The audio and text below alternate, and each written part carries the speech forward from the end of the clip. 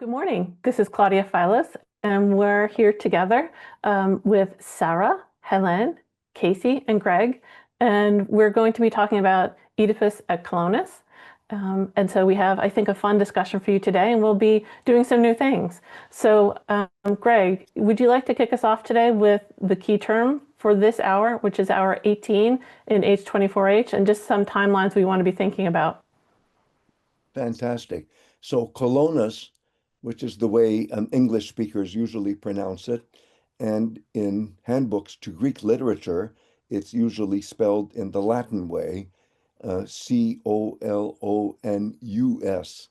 But in the original Greek, it would be more accurate to spell it Kolonos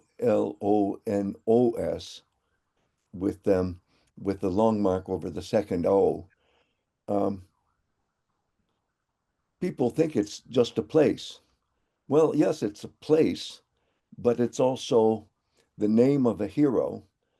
And it's, as far as people in Athens, who is at this point maybe the culturally most important city-state in the Greek-speaking world, as far as the city-state of Athens goes, um, th this place is named after a hero called Colonos.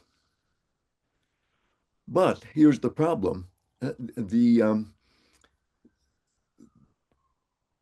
the hero, this proto-hero, is also the place itself.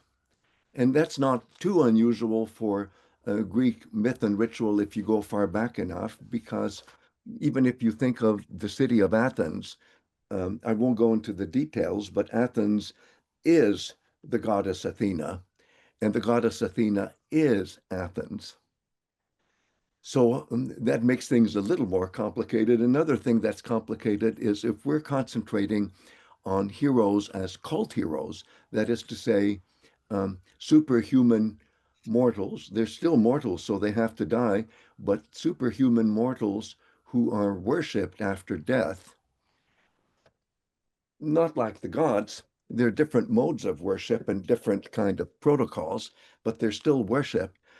If you think of Colonus as a cult hero, which he was, just as Oedipus is going to become a cult hero in this drama, then at certain key moments in rituals of worshiping the hero or even praying to the hero, you can actually call the hero, him or her, Theos, Theos, which ordinarily we associate only with the immortal gods on Mount Olympus, but it's a much broader term, and we won't get into that either. But there are even such things in early Greek myth and ritual as mortal gods. So it's not that every Theos is by definition immortal, but the Olympian gods, if you belong to that club, you should be immortal. You should not be subject to death. Well, I'm sorry to go on and on about that, but the name of Colonus as a place and the name of Colonus as a hero who is known as a charioteer. He was worshipped as a charioteer. And even in the wording of Sophocles, he will, at one point, Sophocles will use the word hypotes, which means not horseman, and that's too misleading. Charioteer. He's a charioteer. It gets Can even I more. ask a question? Yes. Um, I thought the word Colonus also, and I could just be very mistaken, but does it also have to do with a hill or Oh, yes. a mountain? Oh, yes. And so Because here's where I apologize to everybody out there if you've never heard the word metonymy. But as Claudia knows, because she helped me put together a book about metonymy, metonymy is a very important thing here. Metonymy, just to define it in the most simple way possible, is um, referring to something familiar by way of something else that's familiar. And metonymy, unfortunately, is the stepsister of metaphor. Everybody's supposed to know what metaphor is, even in high school, although I keep having trouble defining it myself. But the the more common word, metaphor, means comparing something to something where one part is unfamiliar, whereas metonymy is comparing where both parts are familiar. So by metonymy, and I'm so glad, Casey, you brought this up right from the start. Colonus also means an elevation. It could be a hill, it could be a mound, it could be a tumulus that is shaped by piling heaps of earth. But but basically, those of you who remember the so-called Boston Hydria and the Münster Hydria, which I talk about in earlier parts of ancient Greek Hero in 24 Hours. There I say, well, the kind of mental word for the tomb of a hero is sema, because it's just so important for Greek civilization that the tomb of the hero is the primary form of meaning. Sema means sign, signal, but it also means the tomb of a hero. So that's the stylized way when, for example, you coat over, let's say, a mound of earth with gypsum so that it shines from afar, then that's a kind of a signal. Oh, this isn't just an elevation. This isn't just a hill. This is the tomb of a hero. And so Colonos does mean any kind of Okay, elevation, but it also means tomb of a hero. that's Absolutely. awesome. Because of course, I always think of because Colonus, as you were saying, is a place. Yeah. And and it was a place that was, a little bit outside of Athens. And Yes. today it's very much in the middle of Athens, kind of. But it's a neighborhood and Yes. it's high up. You have to walk up to get to it. And Exactly. it's called Exactly. Kolonaki, Yes. and in today, and but it's where the sorry about that, that's my dog. It's where the American School for Classical Studies is in Athens, and so I walked up and down that hill so many times. It's It's just neat. a wonderful word. And so the reason I mentioned metonymy is how shall I say it? If you have a place and the place is well known for a landmark, then the name of the landmark and the name of the place, they're both familiar, so they can be the same thing. It's kind of like part for whole. That's one kind of metonymy, but yes, you're absolutely right. So now let's go even further. You have Colonos as a place, but it's also politically what is called a deme of the city complex, which includes everything, even the countryside that is dominated by the city. Um, Deme is a part of the city complex of Athens. And as Casey said, it used to be, how shall I say it, a suburb, shall we say, in terms of the city center. But today it's very much part of the city. And in a way, it was part of the city already then, because the system of demes, D-E-M-E is deme, it comes from the Greek word deimos, and deimos means, if you go all the way back to the second millennium BCE, a district, a petty kingdom, which has its own customs, its own customary laws, including its own myths and rituals, its own calendar, you name it. And and way back when, in the second millennium, this part of the Greek-speaking world, which is in in 401 BCE, which is the date of the staging or the production of Oedipus at Colonus. Well, by then it's just a district. It's no longer a petty kingdom that is part of the overall complex of demes of these former petty kingdoms that have been consolidated and are under the control of one city center. And Mm. and so how's that for metonymy? and so it's not just as far as an Athenian is concerned, if they hear Colonus in 401 BCE, oh, it's the district of Athens, it's the deme of Athens, but it's also a place, it's a sacred place. And not only is it a sacred place, it's a sacred place to a cult hero who dominates the sacred place, and that's also Colonos. and and so and the people who live in that district identify in a way they are part of Colonus. It's all one big complex. And the That's best part mhm. is, Casey, is it all right if we give away this is like a spoiler alert, which is that Sophocles was born there. Yes. It's his birthplace, and he's really His into birthplaces. hometown. And at one point, he actually calls Athens metropolis, which doesn't mean, some people think it's like meter, but it's metropolis, it's mother city. That's Oh, what there's metropolis means. And so at one point in this drama, um, Athens is called a mother city, a metropolis. But but Colonus, again, part for the whole by metonymy, it can represent all the city. And here's something else. I hate to bring this up as background, but it's so important, isn't it? As Casey knows better than I do, because she's a much better historian than I am. But tragedy was, may I put it this way, invented in Thebes, not in Athens. And this was back when Athens and Thebes, where Oedipus used to be king in myth, were still getting along. Only in the democracy, starting in 510, did Athens and Thebes become enemies.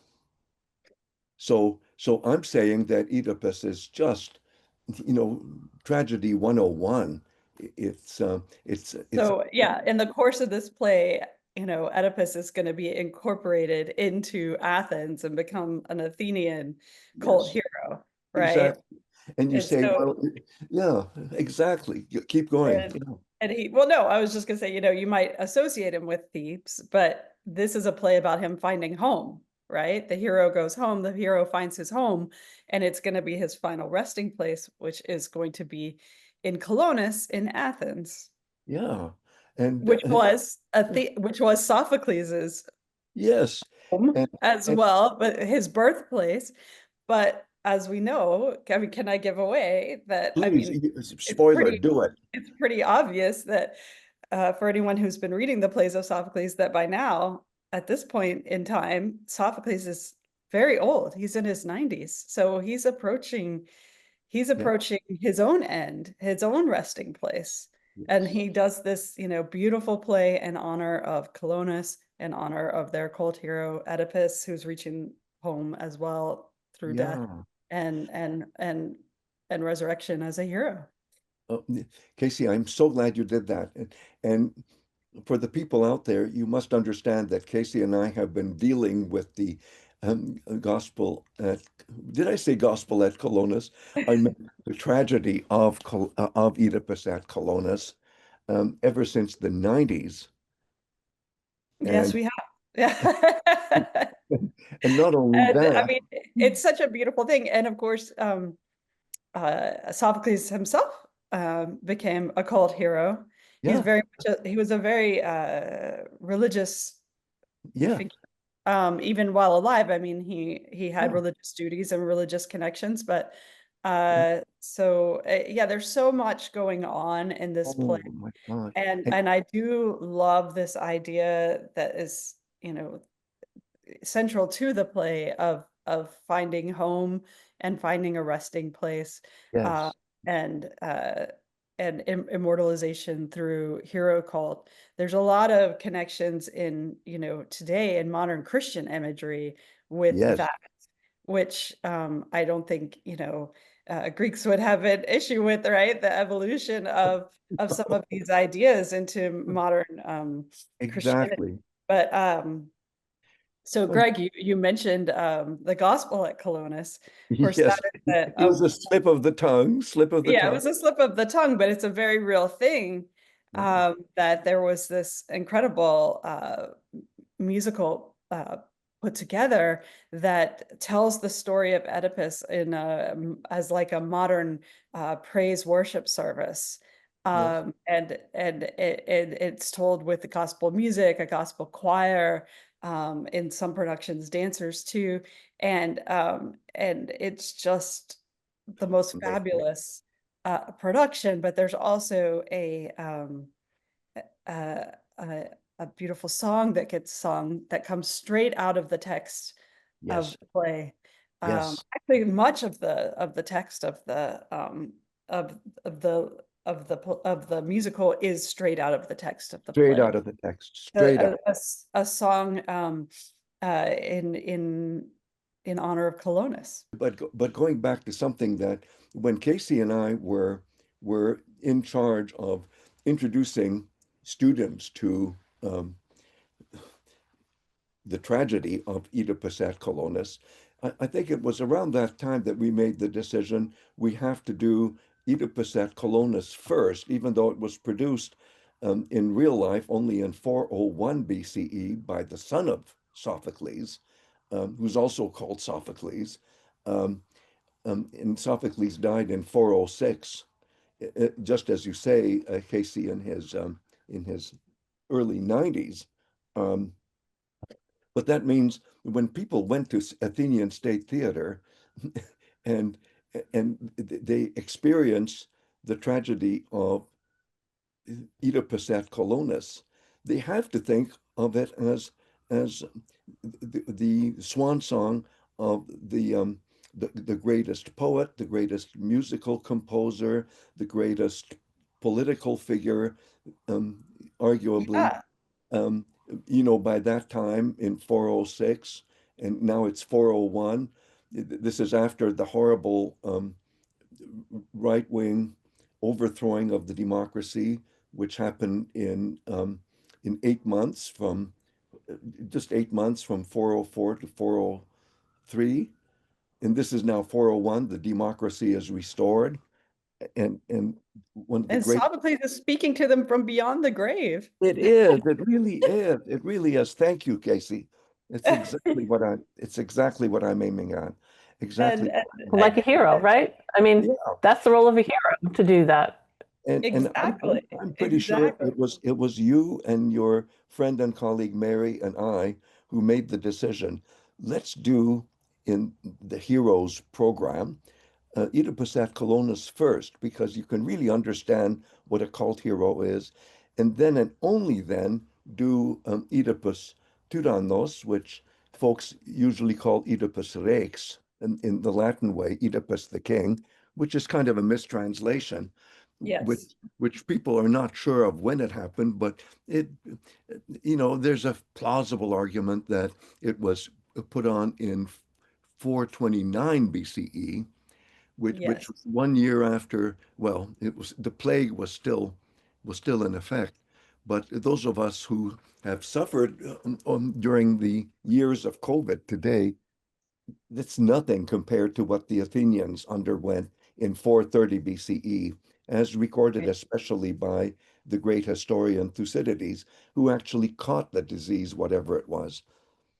You have any Yeah. thoughts on that, Casey? In other words, that was so traumatic, but in a sense, you really understand hero cult better if you do Oedipus at Colonus, staged in 401 BCE, after all the traumas that Athenians have gone through, both physical and political and moral, and Yes. then and only then do Oedipus Tyrannos, which is what Sophocles called it, in 429 or whenever. And has this class read Oedipus Tyrannos yet? We just did. Okay. Aaron, who So you talked about how in the beginning of that play, the people are praying to Oedipus almost as if he's already a yeah, cult hero, but there it's wrong because it's he's wrong. not He's a not cult yet. hero. He's But not in yet. this play, he's almost there. He's approaching it. He's extremely and he's going to get it. yeah. He will be. He will He be. will be. No, he knows it, right? And he knows it, gives himself as a gift. He gives his own corpse as a gift to the city of Athens because he knows he will be a court hero and that he will offer protection and fertility and prosperity to them in a way that in life, it was the opposite. But in death, he will be able to do all of this. And so it's a great play to read, even before, if you can, before Tyrannos, because I think if you read these texts, probably especially in the beginning of the semester for students, it's hard to understand how are these figures, these characters who kill people on the battlefield and things like that, how are they religious figures for the Athenians? Yes. Or for the Greeks? And then you get to a play like this, and especially after everything that you've read, you start to understand it so much better once you see all the religiosity and all the special sacred language and all of the things that are used of Oedipus in this play. And then you can kind of retroactively start to, apply it back to everything you've read. Exactly. And it really works like a charm. So even in the book version, Ancient Greek Hero in 24 Hours, Oedipus at Colonus comes before Oedipus Tyrannos. But I'm also fascinated with how Sophocles already back then in 429, the title, or whenever it was, the title was Tyrannos, and Tyrannos, tyrant, is not a king. It's an unconstitutional king, and that's the way they defined it. It's somebody who acts like a king but is unconstitutional. I say extra constitutional ruler because he's somebody outside of the constitutional, right? That seizes power. Exactly. And so, yeah. And what's great about it, Casey, you were talking about some of the ritual sacred language that was used in Oedipus at Colonus to refer to the place. Claudia, I think you've got a passage that shows some of that. Maybe we could have a look at it. Yes. Oh, yes. I do.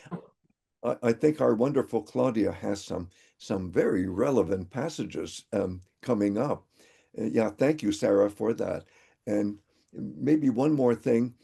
It's so hard, I think, to introduce Oedipus in general, because in modernity, if you falsely equate a hero, whether it's a he or a she, with somebody who's perfect, you're off to a bad start, because heroes were never perfect in the heroic age. No hero was perfect. no. And they're larger than life, not only in their goodness, but in their moral defects. And let me just finish something real quick. I want to look at the focus passage, but I just want to say about the whole extra constitutional ruler thing. It's very important for that play, because the whole question of the play is Oedipus a tyrannos? Is he a tyrant? Which he would be, not tyrant in the modern sense, but in the ancient sense. No. If he was handed the kingship basically by the people in thanks for defeating the Sphinx, that would be a tyrannos. But then we find out in the course of the play that he's actually the son of the king, in which case he would be the king. So it's really playing off of what is Oedipus's sort of status genetically and beautiful. politically. And so you really, if you call the play Oedipus Rex, it really erases all of that ambiguity. Okay, but now I know we need to move on to the focus passages and talk about Colonus as a place. But while we're moving on, it's interesting that during the right-wing regime of 8 months, 404 to 403, the so-called 30 who were responsible for the death of, some people estimate, 1,500 people, just execution of political enemies.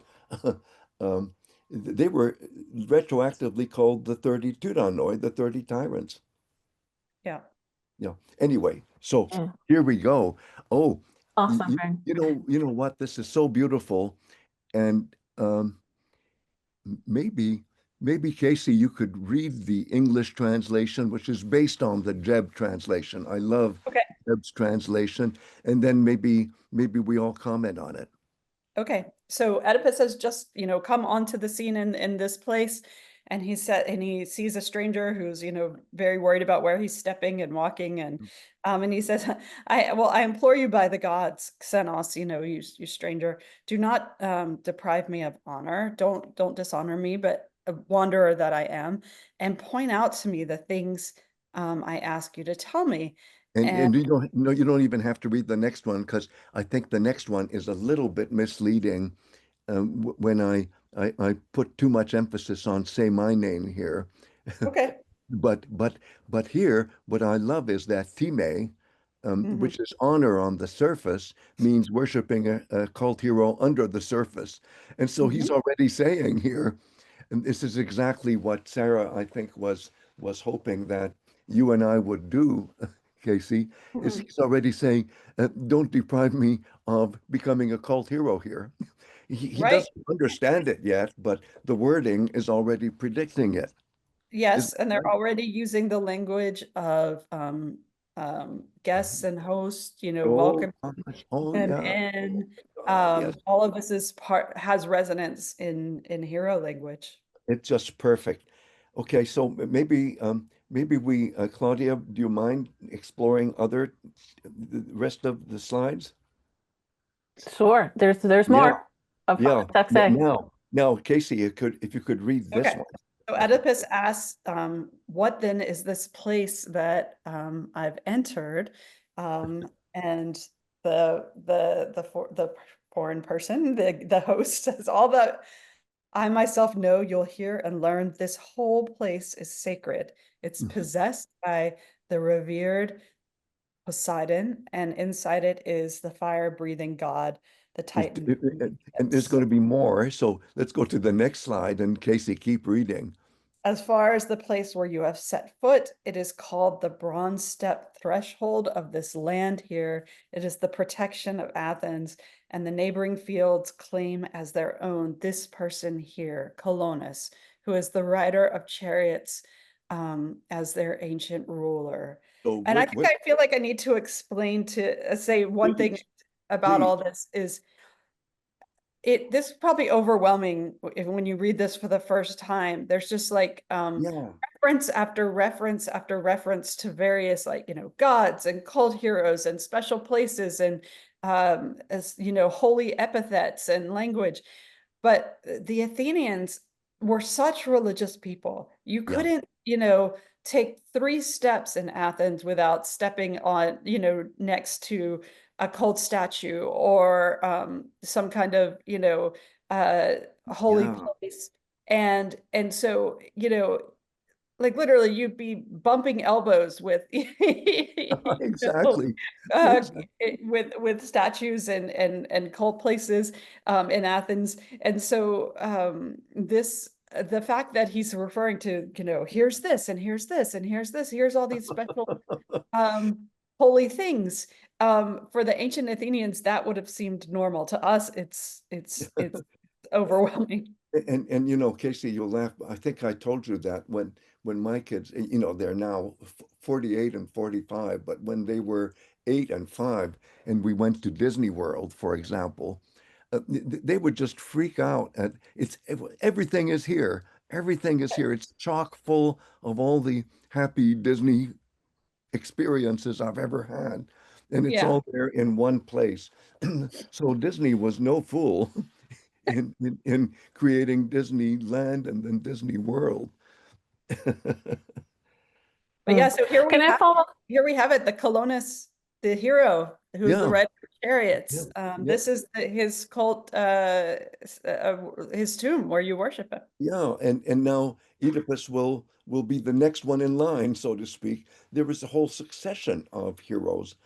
And so Colonus is everything, and yet it's also local, because in Athenian political genius, you can have very local things in your neighborhood, which are by metonymy, right, Claudia, part of the whole polis in sense of Athens as the city center and everything that goes with the city center, which is Right, all so they have all these Yes, little that- individual neighborhoods and demes, and then they all participate in the whole. But yeah, Claudia, I think you were going to say something.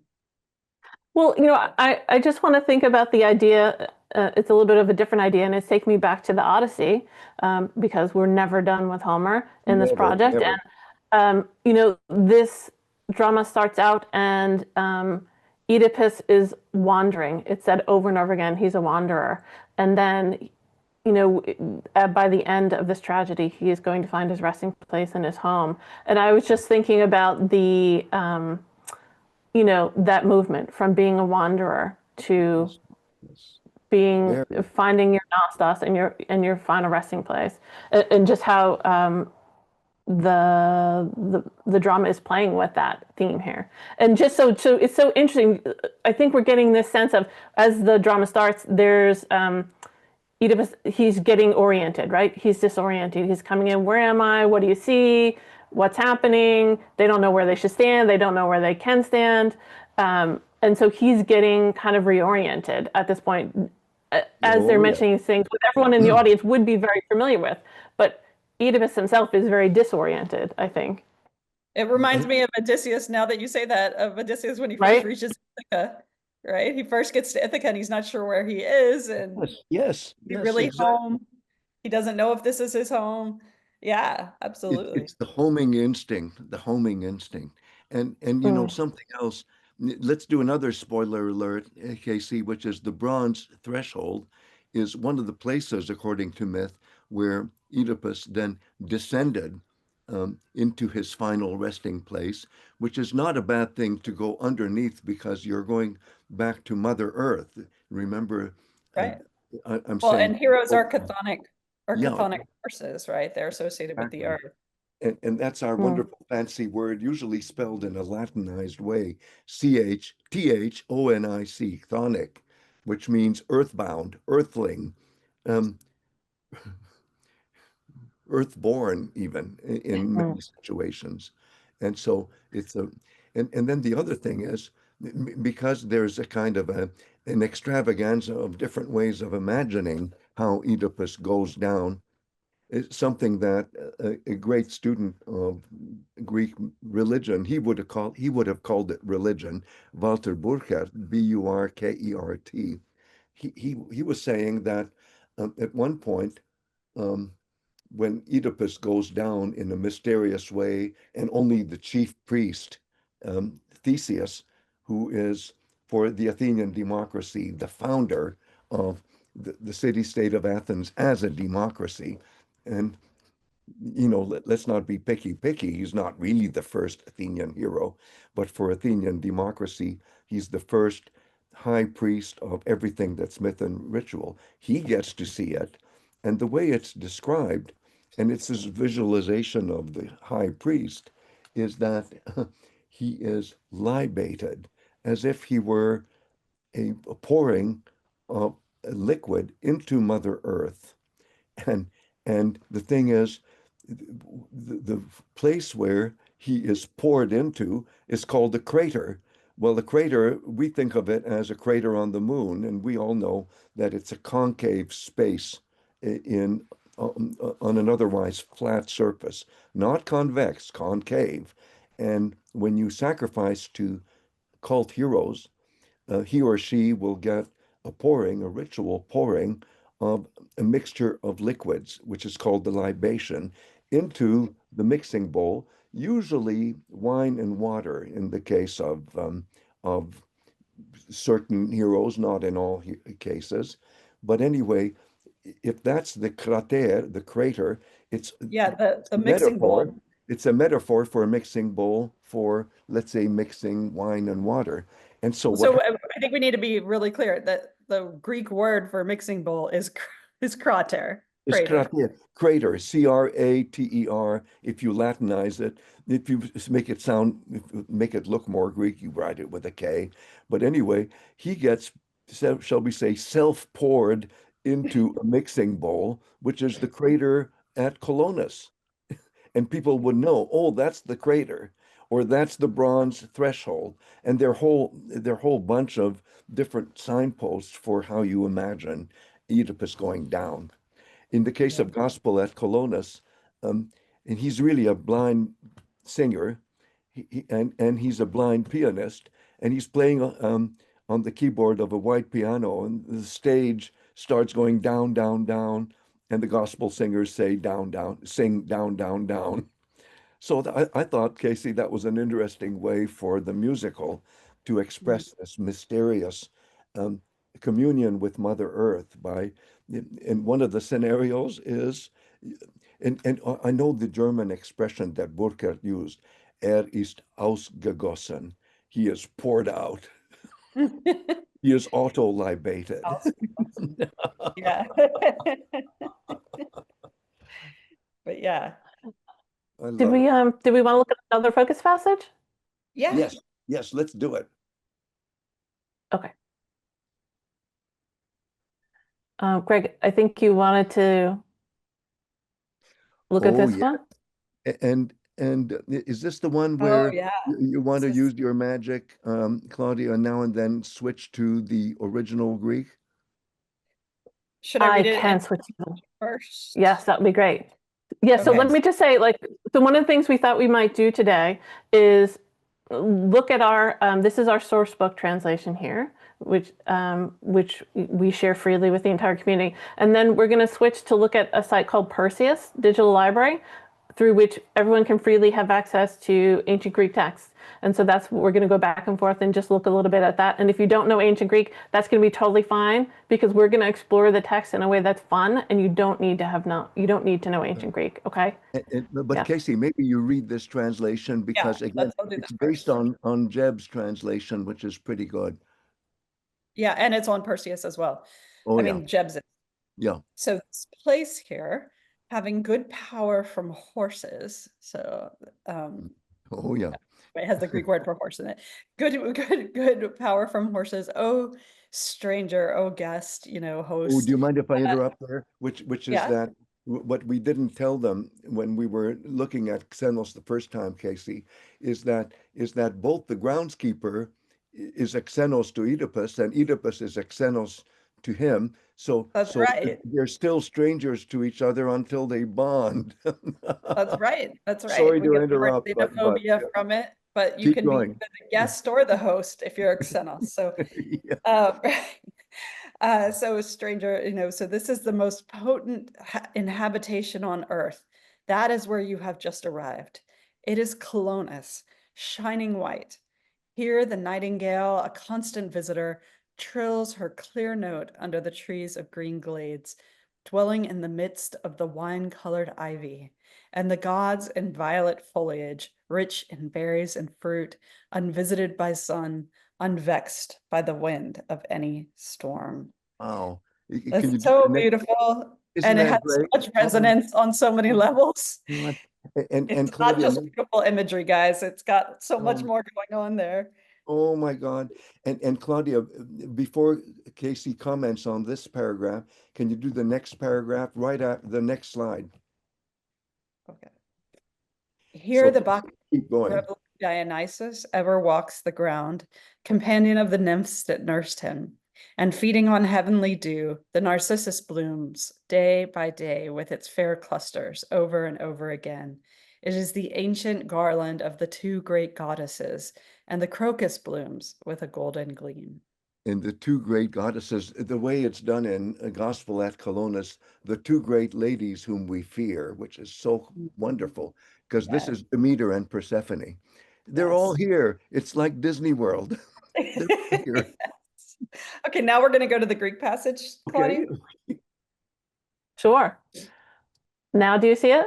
Oh, no, yes. But make it big, because my old eyes can't possibly see it. Okay. Yes. Let me see about doing that, my friend. Better? Or you want more? A little more. Yes. Yep, that's great. So you know what, Casey, you go first. Is just pick a word and riff on it. Okay. Well, there's so many. This is like a smorgasbord, isn't it? It's a smorgasbord. I know, this is like going to the candy store. It's so fun for you. The nightingale. Yeah. I mean, the Aedon. So let's help our friends in the audience. So what line will I be looking at and what word? Okay, in 672 is the word I, Mhm. No, no, up, up to up. 2 lines. Oh. I There you hate go. Okay, I see. There, That's there the it word is. Okay. nightingale. Oh, no, that's I not think right. No, Songstress, right? no, she's got it. Yeah, she had it. Yeah, you had it. The songstress. Yeah. Yeah. Yep. Referring to the nightingale, who is always constantly lamenting. That refers back to the story. Have you guys already discussed it of No, Procne? but that's okay. Isabella? You can No? do a quick flash version. Okay, so in Greek myth, there's the story of Procne, who is her husband is a very bad man. No, I'll say. Wow. Her husband, who's I'm blanking on the name of Procne's husband. Oh, Tyrius. Tyrius, of course, Tyrius. So Tyrius,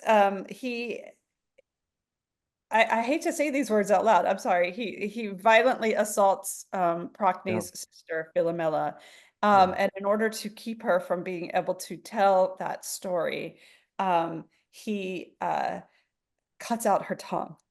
yeah. It's So horrible. she weaves a tapestry to tell the story, and which I'm sure you've discussed many times, weaving as a metaphor Oh, for composing of song and not epic. enough, but yes. Well, it's what Penelope does. It's what Helen even does in the first time we see her Yeah, in the Iliad. But Philomela weaves the tapestry to tell the story of her assault, and so that is how Procne is able to learn what has happened, and in order to get revenge on her husband, she kills their son Italus, and which is horrible, right? It's more of a punishment for her than him, I think. But yeah, yeah. the story is that she mourns for him for the rest of time, and mourns so much that she becomes a nightingale, Yeah, who never stops singing, right? Never stops yeah, lamenting, never yeah. stops. So even though she's the one who killed Italus, she also laments him for the rest of time. And so that is in the Greek imagination the origin of the nightingale. But here I think it is just uh, well, what do you think, Greg, is going on with Well, the well, nightingale here? it's again like mythology 101. Everything happens here is all the beauties of nature, and sometimes with these dysfunctional people being the in the heroic world, doing things that we have to purge, we have to purify by constantly rethinking of it. And that's what the nightingale does, because when she's singing, she's actually singing the the name of her son, Itus. And so here I'll just do it. Itu, itu, itu, itu, itu, itu, itu, which is tweet, tweet, tweet. It's onomatopoeia. So she Hmm. is tweeting, so to speak, the sad song. But this way, the song keeps purifying. Every time the song happens, there's, shall we use the word now, Casey? Catharsis. Yeah. Can you tell them what catharsis is? Yes. So I was just thinking about this word that I'm so glad you brought it up. Catharsis is a word that we translate often as purification. Of course, in modern English, we're familiar with it as the idea of like of you being emotionally purified. Like if you have a really, really good cry, if you've ever had like one of those sobbing kind of cries and then afterwards you just feel like cleaned out, that Mhm. is Yes. catharsis. And if you go through something together as a people and there's some kind of meaning created, there's catharsis. But it's also the word that's used, for example, in the Oedipus Tyrannos for Yes. curing the plague. What kind of cure, what kind of purification can we do for Yes. curing this disease? And it comes from the language of medicine. as well as, used for tragedy, for Yes. the purification that the audience goes through by experiencing the emotions of tragedy. But one thing that you've probably already talked about, but it's really important to understand, is that right next door to the theater is, a sanctuary of Asclepius. I'm thinking especially Yes. in Epidaurus, as we often say, or Epidaphros in modern Greek, but uh, also even in Athens, I believe, In next Athens, to yeah. the theater is a cult of Asclepius. So the language of medicine and the language of tragedy are very connected, but they were especially connected in Sophocles. Like, scholars have been able to detect that Sophocles in particular used this language of medicine much more than other tragedians. Beautiful. And so, you might think of something about like it just try to call to your mind like how metaphors are. Sometimes there are metaphors that are more bland, that you don't really, think of even as being a metaphor, right? But then sometimes you use a metaphor and it really hits you. So think about like the difference between saying healing a wound or something versus like cauterizing, right? You would immediately, like, that would register. You could say like the wounds of love are deep or something like that, and you Yeah. wouldn't even think of it necessarily as a metaphor. But if you use the word like cauterize or something, then Yes. it is. So anyway, all I'm saying is that in Sophocles, it might not be obvious when you read it in translation, but he is using the language of medicine as right all mixed up in the metaphorical language of tragedy too. Um, Absolutely. and I forget how we got in all of this. Oh, on catharsis and purification, that Yeah. that the song of tragedy, the grief, the laments of tragedy are a form of purification for Yes. the audience. Exactly. Exactly. And to put it in terms of anthropology 101, is purification. It could be called ritual. Purging could be called medicine, but they're in a sense they both come from a cognate mindset. So even when you worship a hero and you pour a libation to the hero, if the hero responds, you know what the Greek word is out there, you wonderful people out there, diagnosis. Yes. So the solution that the story of a hero can can do for our emotions, which I'll call pathos, Pathos, is diagnosis. And Yes. a lot of cult heroes are called names like Yeter or Iator, healer. Healer. In fact, even Jason, which we now use for, the guy next door, used to mean the healer as a Yeah. cult hero. Not so much as an epic hero, but as a cult hero. So the metaphor worlds of tragedy, medicine, and hero cult are all overlapping in this play. It's Exactly. just Yeah. fast. It's really fascinating, and that's why, in some ways, Oedipus at Colonus could be your starter text for understanding the powers of heroes in the ancient world. Wow. We should bottle that. What you just said. Yeah, Yeah. this is good. I've been And thinking a lot then about metaphor lately. That's why.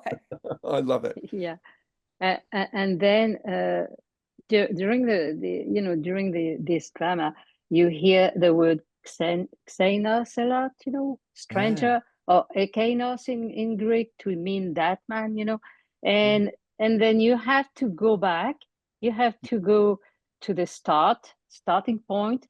Why Yes. is Oedipus in Athens? It's because he's been expelled Yeah. from Thebes, where he was a tyrannus, Right. because of the abomination, the pollution, the miasma that he has Exactly. created. Exactly. So he comes to Athens, and there he will find some peace, That's I such an guess. important point. That is he is miasma, and no one will accept him. That's why he's wandering. We were talking about him as a wanderer. such an important point, because yeah, he's been wandering everywhere. No one will receive him. No one will accept him. This is what Xenos does, right? You receive into your home or into your town, you know, a guest. And but no one will receive Oedipus because of his miasma. But in the course of the play, he is going to be purified. The city of Athens is going to be purified. They're all going to experience catharsis. The audience will experience catharsis, but Oedipus himself will be, you know, purified and become this cult hero. Beautiful, beautiful. Helen, since you're prompting us to return to the very beginning of the play, I wondered if as a community we might like to add the beginning of the play as a new focus passage for a point Lovely. of dialogue. So Greg or someone, would someone like to read this? And then we could just kind of talk a bit about it. And then if we have things that we want to change. So, sorry, go ahead, Greg. I nominate Sarah to read it. Child of a blind old man, Antigone, to what region have we come, or to what polis of men? Who will entertain the wandering Oedipus today with scanty gifts? Little do I crave, and obtain still less than that little, and with that I am content. For patience is the lesson of suffering, and of the long years upon me, and lastly, of a noble mind. My child, if you see any resting place, either on profane ground or by the groves of the gods, stop me and set me down, so that we may inquire where we are.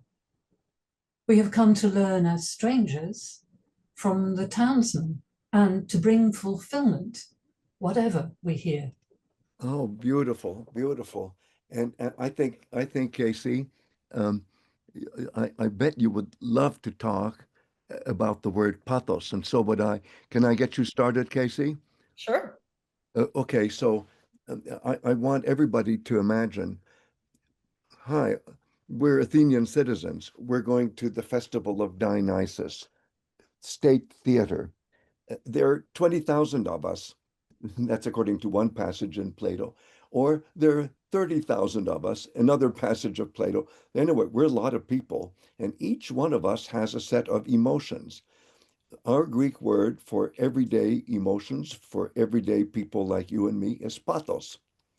But when we go to Athenian State Theater and we see a larger than life character like Oedipus or you know, somebody where we automatically don't admire because he's been so unfortunate and he can be so repulsive, right? So ew, but what he has, and this is the word for it, is pathos.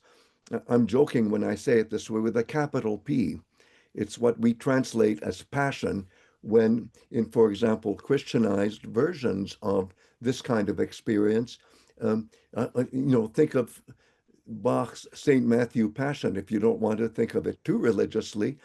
Passion is the larger than life suffering of the larger than life hero.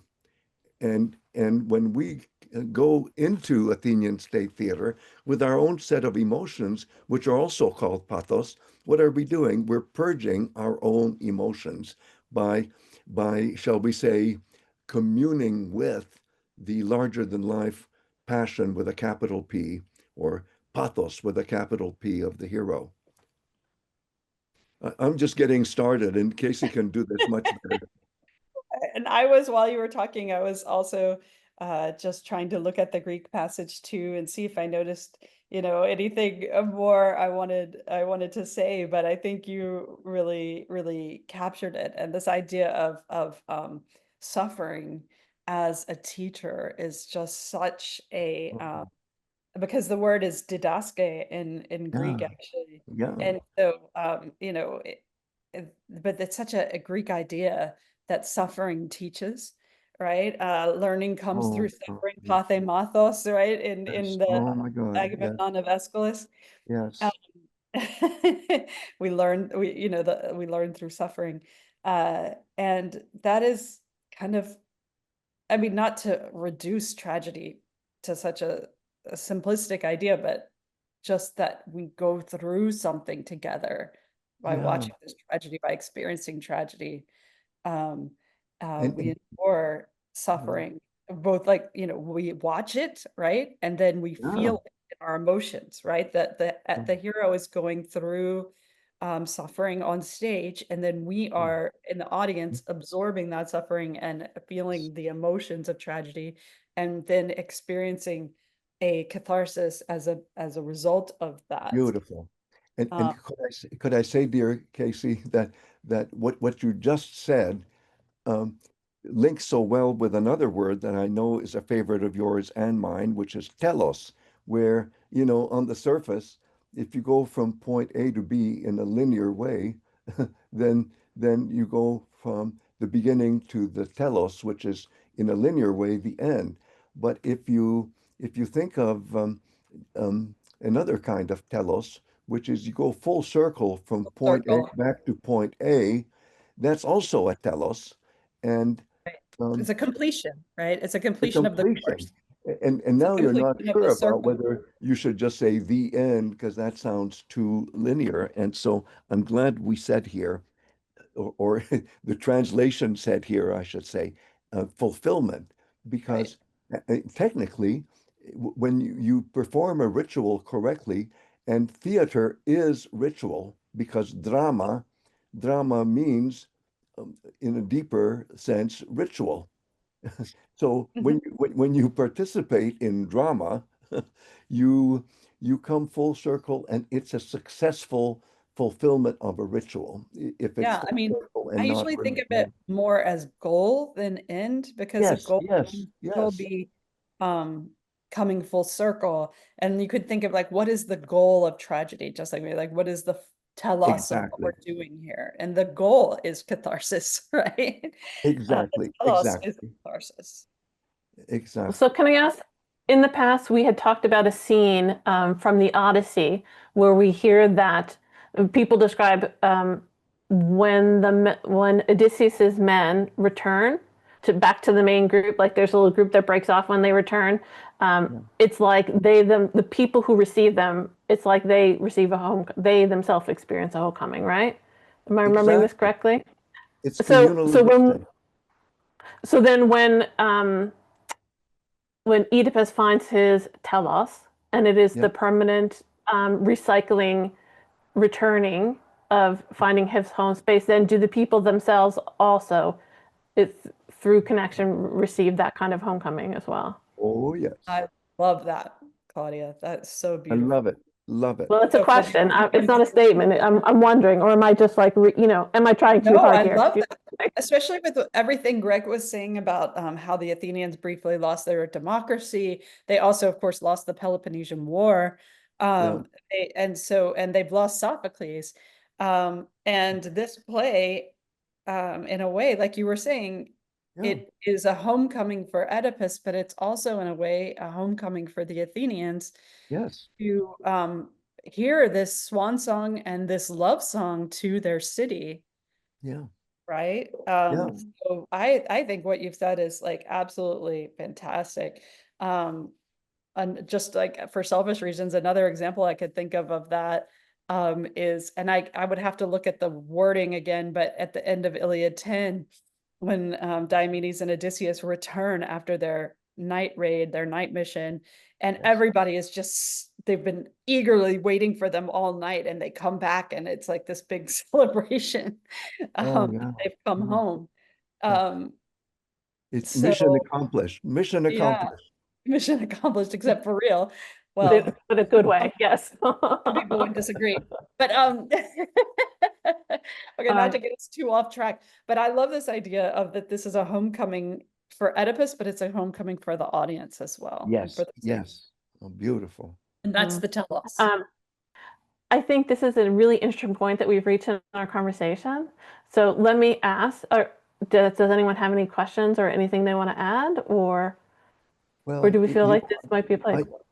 I could add something, but this can be misinterpreted because a lot of people use the teachings of Christianity, I think, in an abusive way. But but the historical fact is that the Greek language and the way it expresses things like deep concepts like telos is very much in the so-called New Testament. So the last words of Jesus is tetelestai, which is the perfect, which means telos has been accomplished. Telos has been, so dying words, telos has been accomplished.